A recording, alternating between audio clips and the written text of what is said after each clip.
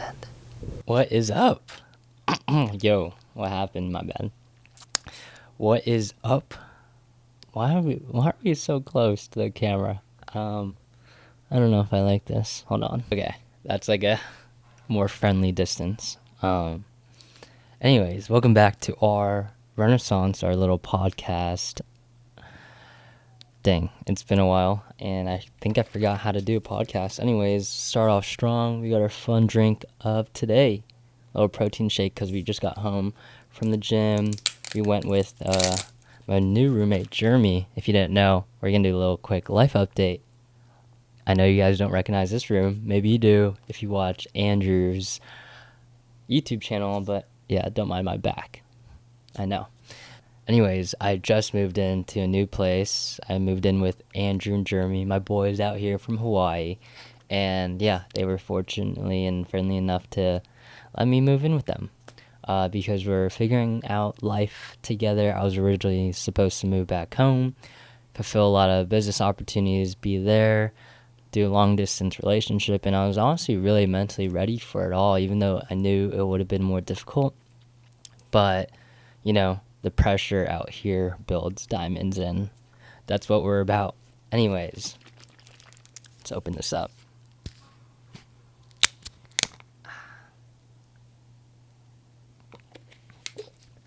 Okay, so let's dive straight into it.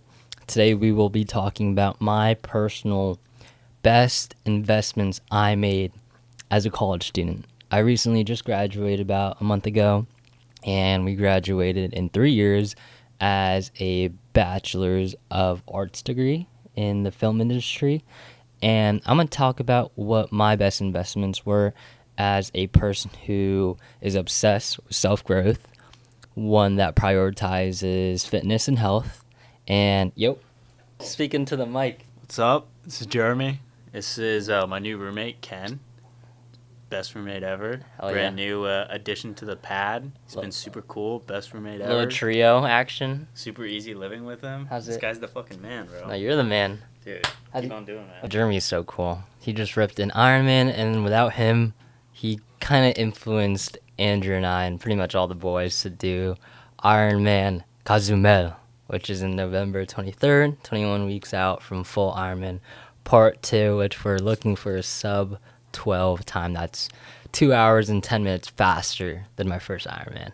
But, you know, a year's worth of work, I think we could clock those paces. But who knows? God knows. Anyways, best investments for a person who loves fitness and filmmaking. And or both, doesn't matter. First things first, one of the best investments you can make as a college student, from my experience, is a gym membership outside from your college gym. And I know it's going to be more money, and technically your tuition already pays for the college gym that you go to, but what I've learned is that you're going to be surrounded by technically better people when you sign up for a gym membership at the right gym outside of your college, because you have older people who are more experienced, and you're going to be surrounded by people who are better than you. That's the key takeaway. You have to have an environment where the people you're surrounded with, your circle, are better than you, so you could push yourself to a new level. Without that, you're going to be surrounded with a bunch of college guppies, which is not saying people at UH or at college gyms don't work as hard, but you know, I wanted to take my fitness level to the next step, and I think when I signed up at UFC, that's when it all started to click. I found my group of people. I was allowed to film. I was allowed to take off my shirt when I wanted to check like on my posing. Little things like that compounded over time, and I was just able to be more of myself when the gym at school was just so restricted on certain rules, and I couldn't even film on my phone. Like, pretend I wanted to film a PR and bench. Like, bro, I couldn't do that. I couldn't film like my form. It just kind of sucked. And obviously your college campus might be a little different, but that was my experience, and that's why I think getting a gym membership is best for you. You also have to look at price point. You have to look at if you even have a vehicle or transportation to get to that gym. Like, even though it was a little further away from me, when I did live off campus, it just made sense to go to a different gym. And it kind of divvied up my time from school time versus lifting and working out time, because when I was at school, okay, I was focused on homework and just schoolwork in general. And then when I was at the gym at a different location, it just kind of brought me in a different headspace and allowed me to dial in a different way. Because again, environment, and I think that was something from Atomic Habits where you have different little physical locations for different mind spaces. So yeah, that is number one of my favorite investments. And yeah, I still go to UFC and I love it. And I was able to make a couple connections that brought me clients out there.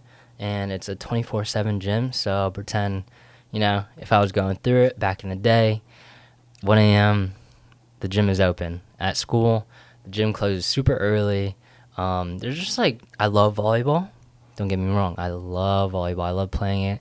I played it in high school for 4 years, played it in middle school, but I just wanted to play basketball at my school gym, and they would just be playing volleyball and set up the nets, and it's just little things like that just added up, and yeah, it wasn't my cup of tea. You couldn't even bring an open can. Oh my gosh, you know how much I love my fun drinks, but especially in a can, especially in an energy drink form. And so that was just one of my pet peeves almost from my UH gym. Pro from UH gym from UFC is that a couple machines like a T-bar row is something I love. So just have, what's it called? A seated cable pec fly. Oh, I miss that thing. That's probably one of my favorite exercises of all time, because you could do the normal pec fly machine, but then cable is already amazing, but seated, you just you have more strength and stability because you're just sitting down, and it's a beautiful thing. So if you have that at your gym, I'm super jealous. Anyways, the second, this is not in order by the way, but the second best investment as a person who wants to document / is a filmmaker, technically, or any college student, I can vouch and suggest this so much, is a camera. Okay, I started my college career with this potato Nikon camera that my dad gave me. Obviously, I'm so grateful that he gave it to me, and it was an amazing photography camera, but I was trying to do video, and it wasn't the best thing in the world. Anyways, I realized that I wanted to document more, and so I sold that and upgraded to a Sony 6400, if you know cameras, and then sold that, and I made my way up to a7 III, sold that into the camera that I'm filming on, which is a Sony FX3. It's pretty much a compact cinema camera, and it's Netflix approved, so boom, there it is. But why I think this is an amazing investment, especially for a film major, is because how are you supposed to put the reps in and improve your craft if you don't have a camera? Obviously, the school usually allows you to borrow and rent out cameras whenever you need it, but they're so strict on it, and you can't have as much flexibility. So what I'm saying right now is you're already spending thousands of dollars on your knowledge and on school and on tuition. So if you can't spend a little bit more, I know money is so tight, but you're going all in and spending so much on your film degree. But if you can't spend a tiny fraction of that money into a camera that you can be using every single day, which is what I did in college, then what are you doing? How are you supposed to get better if you don't put in the reps? The reason why I got to this position where I'm running a video production company, where I'm making so much personal content, where I'm able to capture and document a whole documentary about myself. Like, obviously, it's not a flex, but that's like literally on paper. That's what I'm doing on my resume. It's because I was documenting and vlogging every single day, and every vlog was a rep. Every time I pick up my camera is a rep. It's like the gym. Every single rep counts. And if you're not putting in the work, you're not going to get better. So, bang. And it just astonished me when I was talking to my film students and my classmates, and they were just kind of complaining like they didn't have a camera. And obviously they had a MacBook. Bro, a MacBook costs as much as a camera nowadays, and it's like questioning, like, what are you doing if you're going all in with this film degree and this idea of film, where you need to know the foundation of it, and pretend down the line you want to be a director and you're not going to be physically holding a camera. Well, first of all, you need to start out by making those personal projects to become a director. Like, who's going to film it at first, you know? Like, you're not going to be hiring anyone.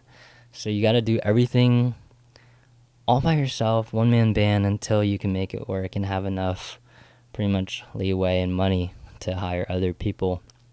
And you could really tell in my classes where you can tell the people who do and don't have a camera. And obviously, some people aren't into cinematography, but even if, like, you pretend there's people out there that may be watching this and you're like, dang, I don't want to be a DP, a director of photography, I don't want to be a camera operator, but who cares? Who cares? Because you need to document. If you are a film major, if you are a college student, if you are a human being watching this, you need to document your life. And if you don't have a reason to, then think about your future kids. Think about your future grandkids, just wishing they had more of your life right now as a college student, as a young, ambitious 20-year-old figuring life out, because that's what I'm doing. I don't know what's going to happen in 5 years, 10 years, 15 years down the line, but I do know I've documented my whole progress. I know the decisions I made and can reflect on certain memories because I documented, edited, and published it. And half the stuff that I've documented, unfortunately, like, I probably would have forgotten. And it's a weird concept, like, you hold a camera, you press record, and you capture a memory. Like, how surreal does that sound? And if you're trying to grow a business as a CEO, documenting is probably one of the best investments you can do, because people buy into your brand because of you. People buy your product. Pretend I'm the owner of this protein shake. Okay, sure, there's so many protein shakes out there, but if you're invested in me and I made this, okay, you're going to support me. So you got to take that same concept, and it may not feel worth it, because sometimes I'm making a vlog, I'm editing a vlog, and we only have 4,000 subscribers. I mean, oh my gosh, it's such a blessing, because I've been dreaming to get monetized for years now. But then in the grand scheme of things, like, especially, I hate to compare myself, but it's literal logistics. Like, I don't have as much as I want compared to, like, the people I know, the people I look up to, and I'm making my way up there. So it's not like a negative thing, but dang, I forgot where I was going with that.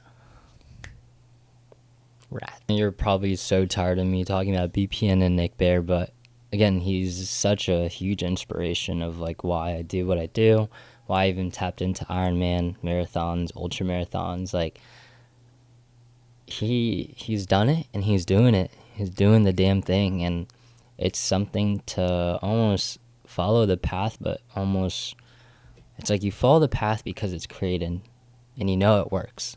But then once you get to that certain fork in the road, that's when you kind of divvy up and do your own thing.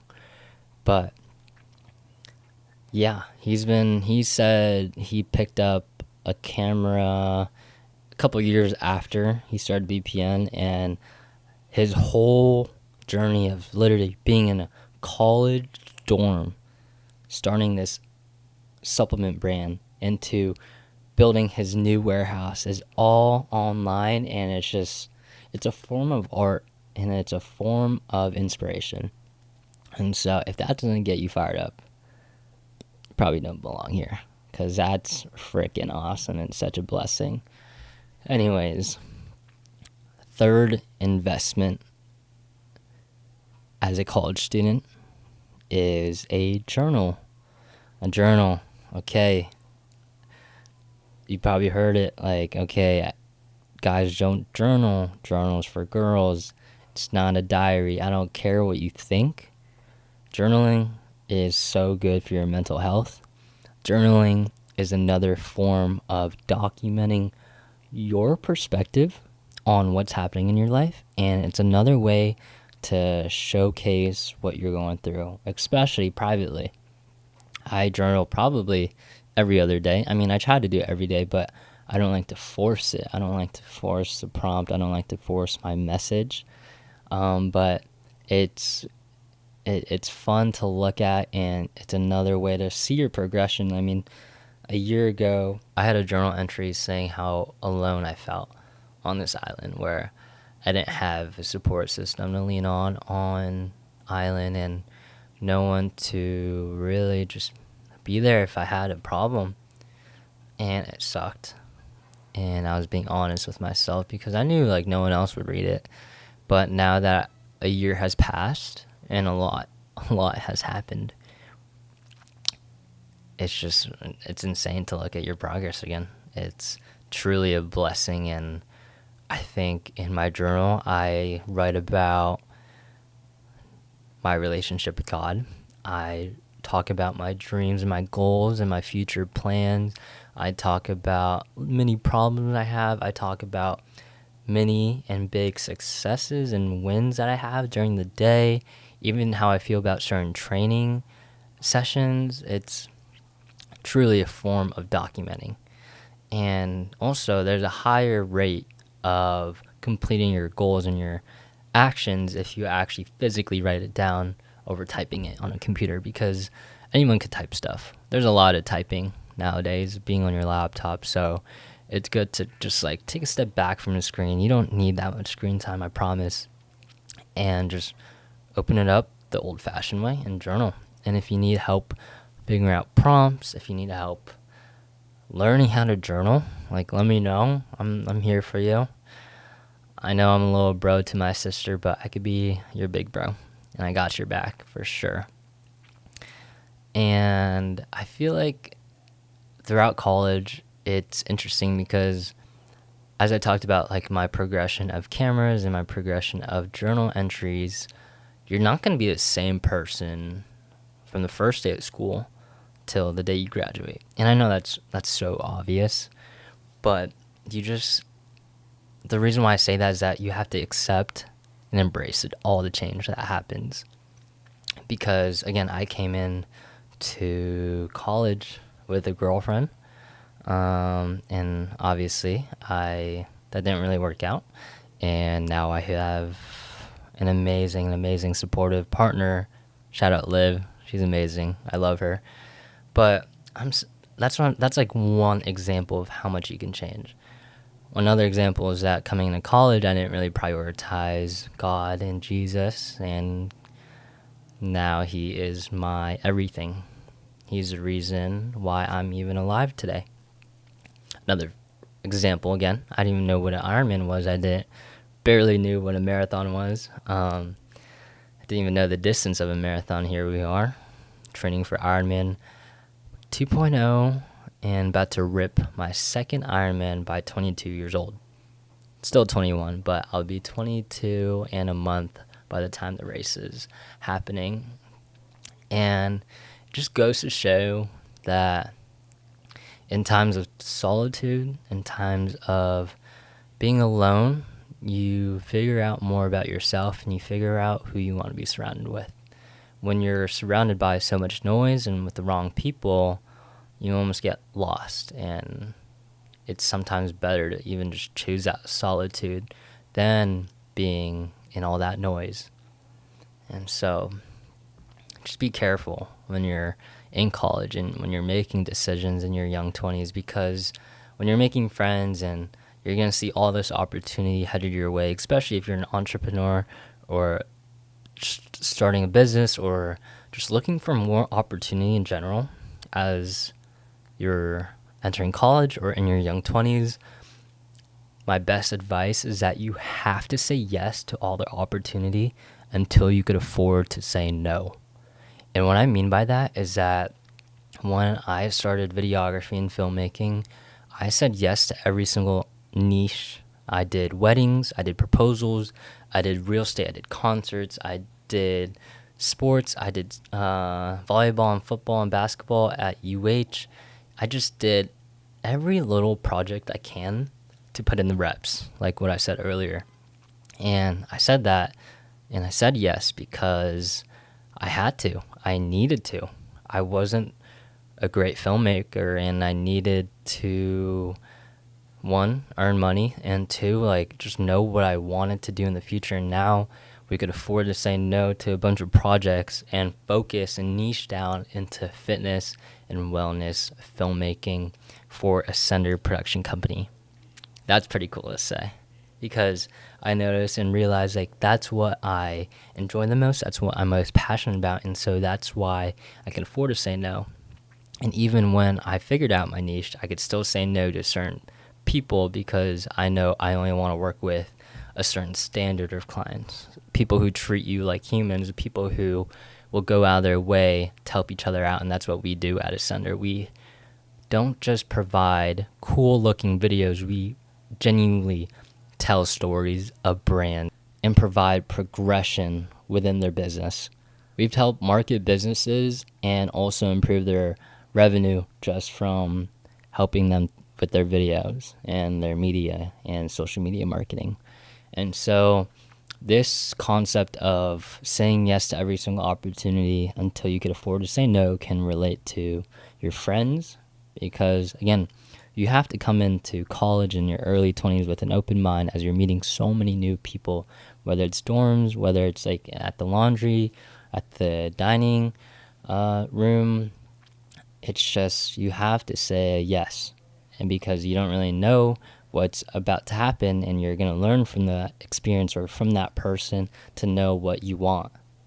And that even goes for dating. Like, I won't talk about it too much because I'm not like a relationship advisor, therapist, whatever, expert. But yeah, dating is all about experiencing. You don't need to find the one. You don't need to stress about the one. You date to know what you like and don't like. And that's the same thing with this concept. Obviously, I only date to marry. That kind of goes against like what I just said, but like, I only date for the long term. I won't ask anyone to be my girlfriend because I think it's fun. I need to see a foreseeable future with a possible family with that person. Anyways, let's stop talking about relationships because I don't know. I just don't want to. Anyways, this was a little fun episode as we slowly come back with this podcast series, and I hope we could come out with more. I don't know if you guys love it. I know the real senders love it, but like, this is just me again documenting, figuring out what I'm trying to do, me figuring out my goals and my dreams and my aspirations in this weird life that we live. But yeah, I hope you had an amazing day. I hope you and your family are doing so well and so healthy. If not, I'm praying for you guys. And if you are doing well, I'm still praying for you guys, because the ascenders rise and ascend together. So take it easy. And as always, I know I already said it, and say it with me: rise and ascend. Patiently waiting on my dreams to come true, hoping and praying one day that they do. Oh, I don't know how, and I don't know when, just patiently waiting till then. patiently waiting each day that goes by, staring out windows at stars in the sky. Imagine